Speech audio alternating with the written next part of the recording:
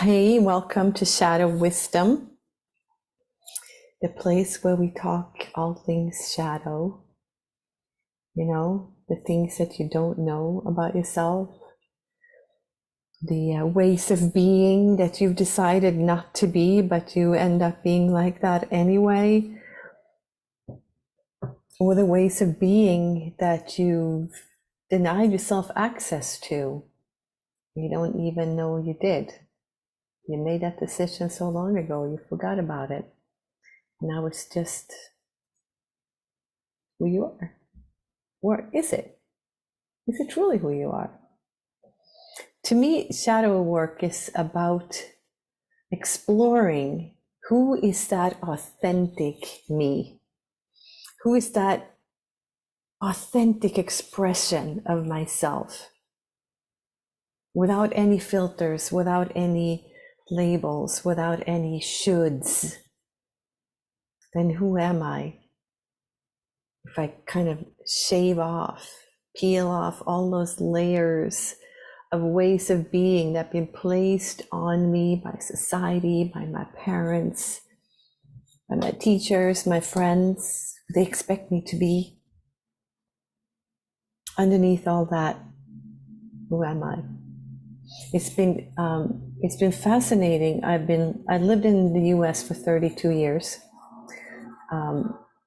Actually more than half my life. And now I'm back in Sweden, and both going to the US and now coming back, I noticed that I'm not the same expression of myself when I speak English versus when I speak Swedish. And I've talked to a lot of other people who are bilingual or trilingual, and it's like each language come with a different set of personality traits that gets more or less expressed depending on the language we use. Kind of got me thinking about, well, what if there's a language that doesn't even exist, but if it could be spoken, then I could be fully expressed. It's almost like language gives us a way to express ourselves and who we are, but we're also limited by what language can, what we can express with a language. Will we really fully understand, know our true authentic self? I don't know. I have a feeling I won't know myself. Maybe you will. So shadow wisdom is about exploring the wisdom that lives in our shadow, and then strive to be as authentic as we can, to strive to know more about me. What is it that makes me tick? What is it that makes me irritated? What is that? And what I know is that the more you find out about yourself, the more you just start to love all of that you are, all of who you are. So the last couple of times, last time I talked about how to befriend fear. If you want to hear more about that, you can go back into the recordings. This was on December 29. But before then, I started talking about what is it that makes difficult people so difficult, and what can you do about it? So again, if you want to go back to the recordings, it's from December 1st and December 15. You get a lot of background where I introduce more of the archetypes and how they show up in us. So I'm just going to give a little brief intro today, and then we're going to dive into, well, what happens when you have somebody with a very strong, inflated warrior energy, but doesn't really like to access their lover. So strong warrior, low lover energy. What happens when that person meets somebody who is high lover, low warrior? Most likely they will both think that the other person is really difficult. So let's start by looking at what's a warrior. What is it? What does it mean to be inflated in your warrior? So the warrior archetype that lives inside of us, it's the part of us that can set boundaries, that can uphold the boundaries. The warrior is a part of us that knows right from wrong. And for a warrior, it's really important to not only know the difference between right and wrong, but to choose right, to not do the wrong thing. It's also important for a warrior to be engaged. It's almost like the warrior gets its worth from doing something in the world.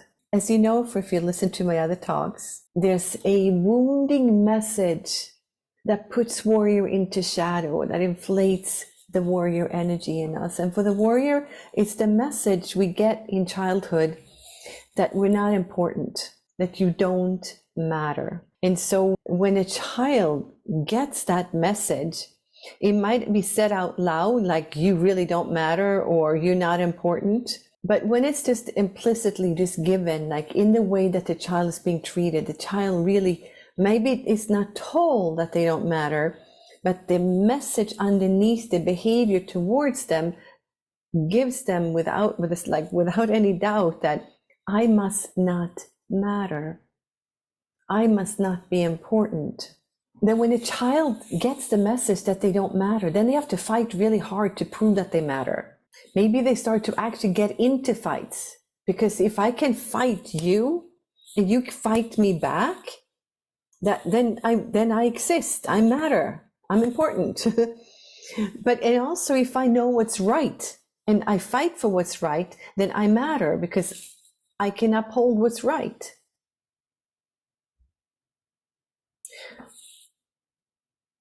The emotion that we associate with the warrior is anger. Doesn't mean that the warrior is always angry, but what it means is that when anger arises in your body, then it's a message to you that your boundary's been broken or that your expectation has not been fulfilled. Once you have that information, you can let the anger go and say, okay, there was a boundary that was broken. And then you can question yourself, was it an appropriate boundary? Sometimes we set boundaries so far out that people can't help but overstep them. If I tell you that my boundary is that you cannot look at me, I'm going to be pissed off all the time because you are going to look at me. People are going to look at me. I'll just be angry all the time. So then I can look at, well, maybe I can change that boundary a little bit. But if I then notice that, no, actually the boundary that I set was quite appropriate, then I can take action. I can end that relationship. I can create a consequence for breaking that boundary again and then uphold that consequence. But I can take some kind of action. I can take that action. I can talk with that person without being angry. I can still be firm. I can still be very clear, but I don't have to be angry to hold the boundary. The anger lets me know a boundary's been broken. I let the anger go, and now I can do something about it. The same with expectations that were not fulfilled. I can look, was my expectation reasonable? Did I communicate my expectation to that other person? And if I didn't, maybe I need to look at my communication style, my way of communicating. Maybe I have to lower my expectation of that situation or of that person. But if I discover that no, the expectation was appropriate, then I can act on that. There can be a consequence. I can take some actions around it without having to have anger energy in that interaction. That is the energy that the warrior can bring to us. And so today I'm going to talk about the high lover, low warrior, and high lover, high warrior, low lover, high lover, low warrior. So let's talk a little bit about the lover. So the lover energy, this is the archetypal energy that lets us connect deeply. It's the energy that you are born into this world with. You come into this world in your lover energy. You're just connected with everything. You're just one with it all. And you're just kind of swimming in that connection. So the lover is all about connecting with others. And the emotion that we associate with lover is grief and sadness. Doesn't mean that the lover is always sad and grieving, but it's the grief that reminds us of how deeply connected we are to other human beings, kind of holding that bond between us. And the wounding message that brings a lover into shadow to kind of inflate and take over is when the child gets the message that you don't love adequately. You are not loving the right way, or like you don't know how to do love. And that's devastating for a child, to believe that they don't know how to love their mom right when they love her so much. To believe that they're not loving their dad adequately or their brother in the right way when they just have so much love in their bodies. So what the lover does then is to compensate for that wound, is to just keep loving more. Maybe if I cry when you leave the house, does that mean I love you enough? Do I look loving enough now? Is this what love looks like? If I'm always in my emotions, sharing and showing my emotions? Or maybe the child decides, well, I can love right if I let you take care of me and I become completely dependent on you. I will only rely on you. I need you. You can give this to me. Am I loving enough now? And so let's talk about these archetypal energies. The high warrior and low lover, we call that an upholder. Really what it means to be an upholder is to want to make things right. Like an upholder wants to do it right. And an upholder knows what's right, what's wrong. Often for an upholder, life becomes black and white, right and wrong, his and hers. There's like a one side and the other side. There's no gray scale. There's no in between. Most upholders gets very upset about gender fluidity because it's this his, him, and her. What is this? It doesn't fit with their view of the world. Doesn't mean they can't understand it, they can't accept it. It just means it's going to be a little bit harder for them because they are hardwired to want to see the world in black and white. Is how they stayed safe. What the upholder is really trying to avoid is being a bad person. They really want to avoid to be seen as flawed, be seen as wrong. So it's a really high risk for them to make a mistake. They really want to do the right thing and the correct thing. And really underneath that upholding is the fear that if I'm flawed, if I make a mistake, then no one will want me, and maybe I really don't matter. And so to cope with that fear, the upholder just keeps improving themselves, keep improving their environment, and they work to make it right. They really work very hard to make things right. So this makes an upholder a really strong worker. They like to get things done. They're super reliable. I love to work with upholders because, especially as my assistants, if I hire an assistant, I hire an upholder because they will do what I ask them to do. They will do it on time. They will do it without me prompting them. They will do it independently. So very, very reliable and timely. If I'm in my lover land though, and I'm not really accessing my warrior, I can see an upholder, and my judgments of an upholder would be that they're so uptight, such a perfectionist. And I can also judge them to be judgmental. Because when I'm in my lover space and I really don't want to access my warrior, it's all fluid. It's all energies and motion moving around. And when I meet an upholder, it's like, nope, it's this or it's that. What do you want? Chocolate or vanilla? You can't have both. And that to me, when I'm in my lover space, looks really rigid and uptight, and it might trigger me.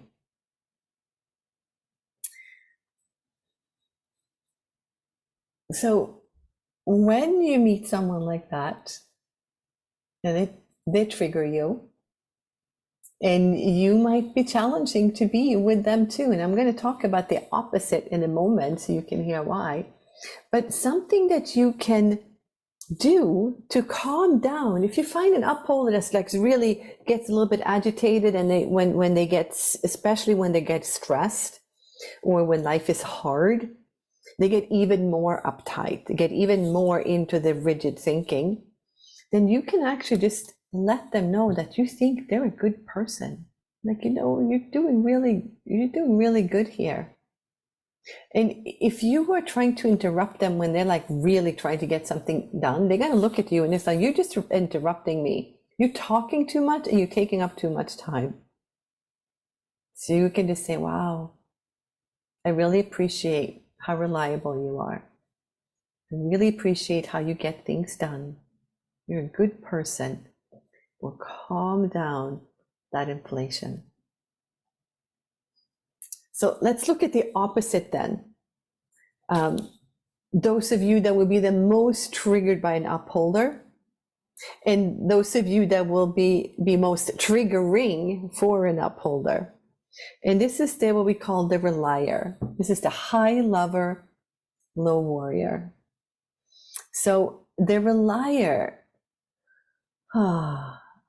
they are really trying to avoid feeling the experience of being left alone or left out. The relier do all they can to avoid being alone. They always want to be part. It's like whatever it is, it's like, what is that, FOMO, fear of missing out? That's a relier, big time. And so to avoid this experience, they keep engaging with others by depending on them for help, by socializing with them, by being needy. And the fear for a liar is that if I don't hold on to others, if I don't get them to come and help me, to stay engaged with me, then I will lose them. And then I'll be alone. So when a relier is in flow, they're just so fun and spontaneous. They really care about other people, and they can be so sociable. Like, they love to get others engaged in their projects, in their world, in whatever they're doing. It's one of my daughters is a big relier, and I always marvel at how many people she can get to do things for her. I'm a low relier, and so I want you to listen to some of the things that I'm saying about the relier through the lens that I have almost not a relying bone inside of me. Interesting though, my daughter's like the opposite, and I sometimes envy her ability to accept others' helps. And she's super fun, warm. And when a relier is really stressed, then what you might see, especially if you're a high warrior, what you might see is somebody who just looks to you like they're helpless, so needy and weak. And your judgments may be that they're just high maintenance. They're demanding and they're whiny. And so if you have those judgments about somebody that you know, just remember, they're a relier. They're afraid of being left alone. They're afraid they don't love right or adequately. And they are super, super scared of setting a boundary with others. Because if they set a boundary, if they say no, if they say this is not acceptable, they might lose that connection and they might be alone. So some things you can do to help calm down a relier when they really is in their inflation is to tell them, just come and join us. Come do this with us. Just give them some social contact. And their inflation will calm down and you will get that really warm and embracing and spontaneous friend that you really like again. So high warrior, low lover, upholder, do the right thing, really strong worker, independent, get things done. But when they get into their inflation, and especially if you don't have much warrior energy in you, you're going to see them as perfectionist, too uptight, too rigid. So just notice if you have those judgments about somebody, that they're uptight, rigid, judgmental, remember that you just have a high warrior on your hand that's afraid of making a mistake, and let them know they're a good person. At the same time, if you're a high warrior and you come across a high lover and you find yourself having these judgments that this is just a whiny, high maintenance, clingy, helpless person, then just remember, like, oh yeah, when I have those judgments, I am dealing with a relier that's really afraid of being left alone and left out. And tell them, come join me, come do this with me. I hope this was helpful. Feel free to reach out if you have any questions. And if you want to know more about the shadow types, all these different types, there's actually a survey you can do to find out, well, which one of these types are you? Let me know if you want to know more about it, and I'll send you a link. You can catch me on Mighty Network. Reach out, love to talk to you. Bye.